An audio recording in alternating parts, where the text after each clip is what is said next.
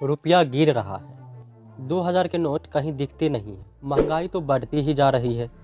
बतौर आम इंसान आप ये सब आम जिंदगी में कहते ही हो, और बात सच भी है कि महंगाई जो है बढ़ती जा रही है। आखिर देश में चल क्या रहा है, कुछ तो पता लगे। ये सवाल तो सवाल ही रहेगा, लेकिन इस सवाल पर से आज हम पर्दा उठाएंगे। लेकिन आरबीआई के सिस्टम से एक बहुत बड़ा अमाउंट गायब है। वो भी 1000 करोड़ या 2000 करोड़ नहीं, बल्कि पूरे 9,21,000 करोड़। और ये अभी तक पता नहीं चल पाया कि ये रुपये कहाँ हैं और किसके पास है। आखिर कैसे उड़ गए बैंकिंग सिस्टम से इतने सारे रुपये? आखिरकार आरबीआई के बैंकिंग सिस्टम से इतने सारे अमाउंट कैसे गायब हो गए? तो आइए जानते हैं आज की इस वीडियो में। सबसे पहले ये जान लेते हैं कि आप लोगों को नोटबंदी तो याद ही होगी। रात्रि को 12 बजे से वर्तमान में जारी 500 रुपए और 1000 रुपए के करेंसी नोट लीगल टेंडर नहीं रहेंगे।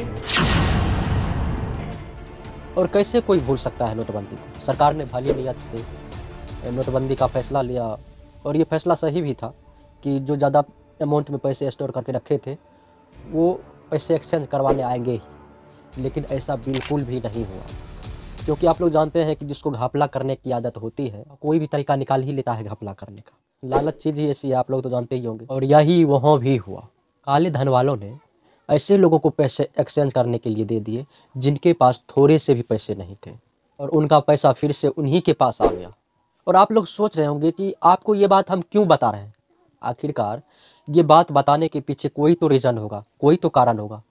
तो दरअसल ये बात जो है इसीलिए हम आपको बता रहे हैं क्योंकि 9,21,000 करोड़ का जो घपला है यहीं से शुरू हुआ था। जी हाँ, यह 8 नवंबर 2016 की रात में प्रधानमंत्री ने ऐलान कर दिया नोटबंदी का, और यहीं से शुरू हुआ ब्लैक मनी वालों का खेल। यहीं से, क्योंकि 1000 और 500 के नोट बंद होने के बाद सरकार ने जो 500 और 2000 के नोट छापे थे उसमें से अब 9,21,000 करोड़ अमाउंट के 2000 और 500 के नोट सिस्टम से गायब है। यानी उसका कोई हिसाब ही नहीं है कि वो कहाँ गए। और आपका सवाल होगा कि आखिरकार इतने सारे अमाउंट एक साथ कैसे गायब हो सकते हैं, और पैसे गायब हुए भी तो सरकार को कैसे पता लगा कि 9,21,000 करोड़ आरबीआई के सिस्टम से गायब है? कैसे? करेंसी में लगी चिप से। काले धन पर रोक के लिए लाए जा रहे 2000 रुपए के करेंसी नोट को बनाने के लिए state of the art nano technology का इस्तेमाल होगा। ये एक नई बात होगी। जी नहीं, बिल्कुल भी नहीं। करेंसी में लगी चिप से बिल्कुल भी सरकार को पता नहीं चला। तो आइए जानते हैं। दरअसल जब 2000 और 500 के नोट छापे गए थे तो उन पैसों को कुछ लोगों ने स्टॉक कर लिया, और दोबारा वह करेंसी लोगों को देखने को ही नहीं मिला। और अब आपका सवाल होगा कि क्या अपने पैसे को अपने घर में रखना जुल्म है? तो आपकी जानकारी के लिए आपको बता दें, बिना टैक्स पेयर आपको अपने 5 लाख से ऊपर इनकम पर टैक्स देना ही होता है। और आपके इनकम की जानकारी सरकार को आपके बैंक अकाउंट के जरिए होती है। और कुछ लोग गलत तरीके से पैसे कमाते हैं, जैसे कि चोरी, घूसखोरी, या कहें तो 2 नंबर के पैसे। ऐसे पैसे जिनको आप सरकार के सामने प्रूफ नहीं कर सकते हैं कि ये आपने सही तरीके से कमाए हैं। और ऐसे पैसे जो होते हैं लोग बैंक अकाउंट में नहीं बल्कि उसको स्टॉक करके रखते हैं, और यही होती है एक तरह की ब्लैक मनी। इसी को ब्लैक मनी कहा जाता है। फिर आपका सवाल होगा, ये जो घपले हुए 9,21,000 करोड़ का, ये सरकार को कब पता लगा? आरबीआई के एनुअल रिपोर्ट्स के मुताबिक 2016-17 से लेकर 2021-22 तक 500 और 2000 के लगभग 6,849 करेंसी छापी गई थी। यहाँ आपको क्लियर कर दें, 6,849 करोड़ रुपये नहीं, बल्कि इतनी संख्या में करेंसी छापी गई थी। और आज के समय में इसमें से 1,680 करोड़ करेंसी गायब है।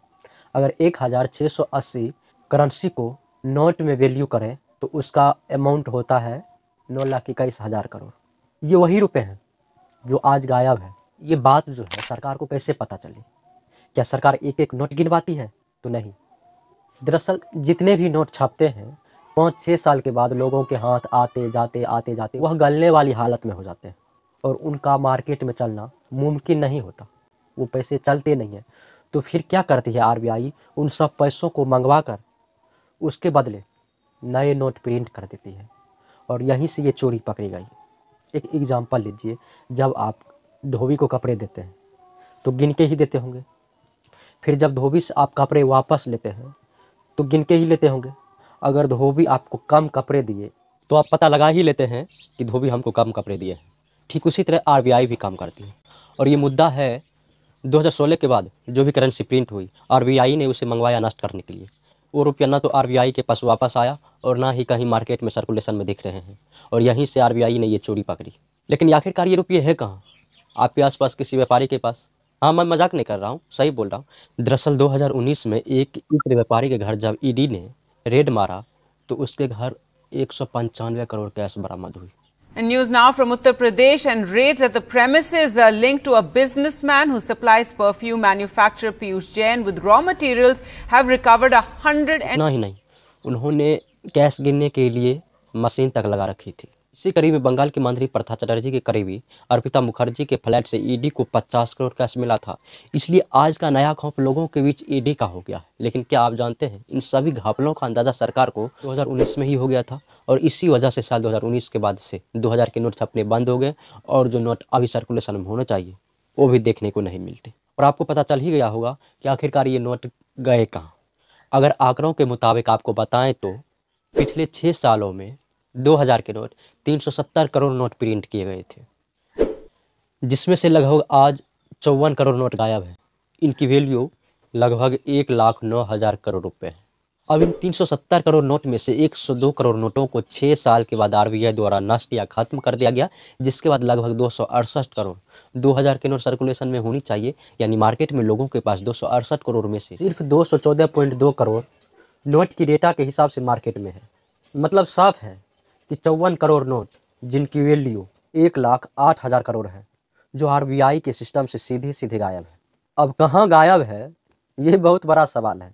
अगर वही 500 के नोट की बात करें तो 500 के नोट 1626 करोड़ नोट गायब हैं, जिनका वैल्यू 8,13,000 करोड़ रुपए होते हैं।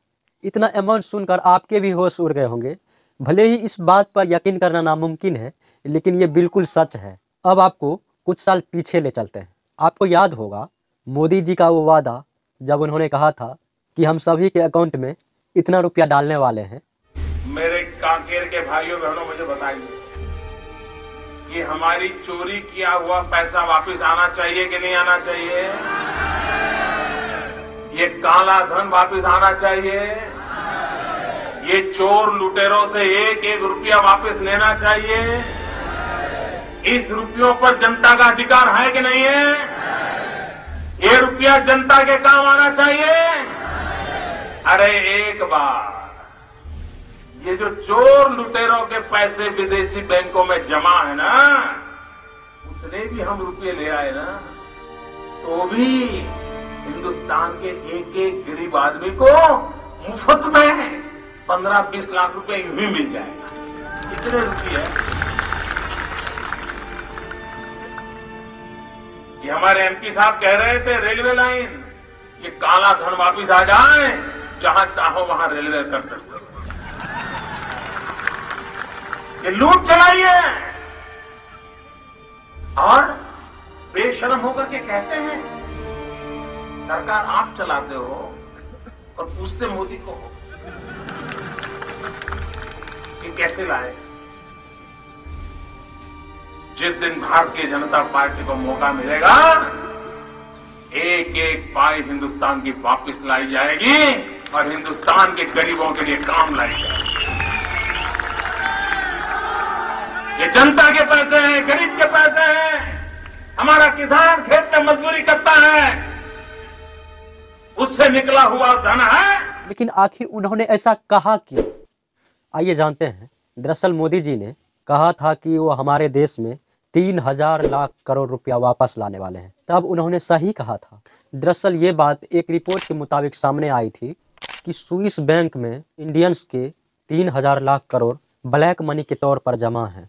जी हाँ, ये वही रुपए हैं जो हमारे देश से घपला करके विदेशों में ले जाकर जमा कर दिए जाते हैं। इसी को लेकर हमारे प्रधानमंत्री ने वादा किया था कि वो पैसे वापस ले आएंगे, लेकिन अफसोस ऐसा हो नहीं पाया। आपकी जानकारी के लिए आपको बता दें कि हमारे देश के कुल जीडीपी $3 ट्रिलियन हैं। स्विस बैंक्स में इंडियंस का 3000 लाख करोड़ रुपए जमा है।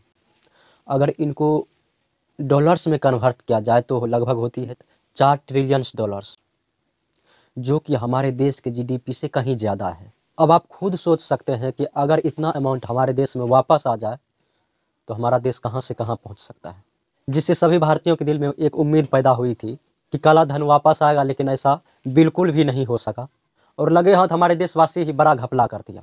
अभी जो 9,21,000 करोड़ घपला हुए हैं, ये घपला कैसे हो गए, इसके लिए हमें करेंसी सर्कुलेशन को जानना होगा। तो आइए बात करते हैं कि करेंसी जारी कैसे की जाती है। जैसा कि हम सभी जानते हैं कि हमारे देश के जो करेंसी होते हैं उसको आरबीआई जारी करती है, और करेंसी में हमारे गवर्नर के सिग्नेचर भी होते हैं, जिसमें नोट के हिसाब से लिखा जाता है कि मैं धारक को इतने रुपये देने का वादा करता हूँ। अब जब किसी भी तरह की करेंसी छापी जाती है तब आरबीआई सेंट्रल बोर्ड और केंद्र सरकार की सलाह पर यह डिसाइड करती है कि आरबीआई को कितने नोट छापने हैं और उसकी डिजाइन डोमिनेशन किस तरह की होगी। इसलिए अगर आप कभी भी ध्यान दिए होंगे तो आपको मालूम होगा, हम जब भी बैंक में रुपये जमा करने जाते हैं तो हमें लिखना पड़ता है कि हम 100 के कितने नोट, 500 के कितने नोट, 2000 के कितने नोट जमा कर रहे हैं। ये हमें लिखना पड़ता है, एक पर्ची दिया जाता है, लिखना पड़ता है। यह इसलिए लिखा जाता है ताकि सरकार के आंकड़ों में ये दर्ज होता रहे और पता रहे अभी कितने नोट सर्कुलेशन में है, जिसके बाद डिसाइड किया जाता है कि कितने अमाउंट के कितनी करेंसी प्रिंट करनी है, यानी 2000 के कितने नोट और 100 के कितने नोट। इसके बाद आरबीआई गवर्नमेंट से किए गए डिस्कशन के हिसाब से करेंसी प्रिंटिंग की ऑर्डर देती है, जो जैसा कि नासिक, देवास और मैसूर आरबीआई की करेंसी प्रिंटिंग प्रेस है, उन्हें ऑर्डर दिए जाते हैं करेंसी छापने के। अब करेंसी तो प्रिंट हो गई। अब करेंसी प्रिंट होने के बाद देश के 19 शहरों में आरबीआई की करेंसी इशू ऑफिस में देश के 3054 ब्रांच में भेज दिए जाते हैं। इस तरह करेंसी बैंक द्वारा हर आम आदमी के पास पहुंच जाता है। अब बिल्कुल इसी प्रोसेस से 2016-17 में नोटबंदी के बाद 500 और 2000 के नोट छापे गए और ये नोट लोगों तक पहुंचाए गए। लेकिन आज 2023 आते आते आरबीआई के सिस्टम से 9,21,000 करोड़ गायब। तो आज की वीडियो में बस इतना ही। ये छोटा सा प्रयास मेरा आपको कैसा लगा कमेंट करके ज़रूर बताइएगा।